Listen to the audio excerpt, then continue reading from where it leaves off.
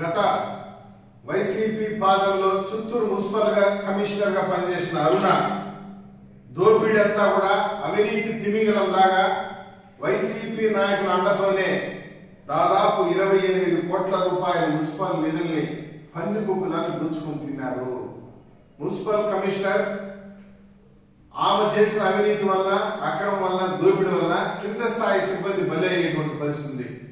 దోచిన డబ్బంతా కూడా వైసీపీ నాయకుల యొక్క ఖాతాలోకి వెళ్ళింది. వైసీపీ నాయకుల, చిత్తూరు జిల్లాలో వైసీపీ నాయకుల అడగడంతోనే మున్సిపల్ కమిషనర్ పెద్ద ఎత్తున అవినీతి దందా 28 కోట్లు దోచుకొని తింది. నాకు తెలిసి చిత్తూరు మున్సిపల్ చరిత్రలో ఇంత పెద్ద అవినీతి తిమింగలం ఇప్పటి వరకు చూసి ఉన్నాం. పందికొక్కులు వారు దోచుకొని తిన్నారు. టౌన్ ప్లానింగ్ అయితే ఇంకోటి అయితే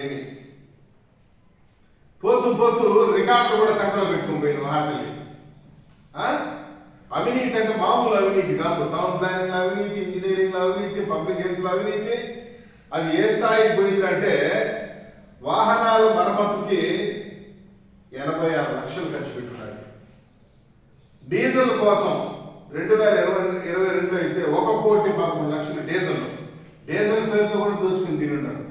చివరికి మీరు నమ్ముతారు నమ్మరు, 2023 అయితే దాదాపు 35 టన్నులు బ్లీచింగ్ పౌడర్ అంట. ఏం చేసుకున్నారు? 35 టన్నులు బ్లీచింగ్ పౌడర్, 1200 డస్ట్బిన్లు,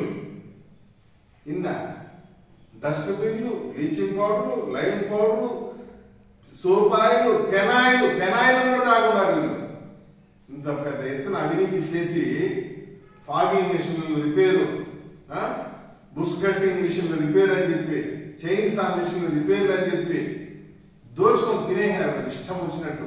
రిపేర్ల పేరుతో, డీజిల్ పేరుతో పోతూ పోతే రికార్డులు మాయం. ఈరోజు నేను అడిగేది ఏంటంటే, ఇంత 28 కోట్ల రూపాయలు దోచుకొని తిన్నారు పందికొక్కు మాదిరి. నిన్ను కాపాడేదానికి ఎవరైనా వస్తున్నారా?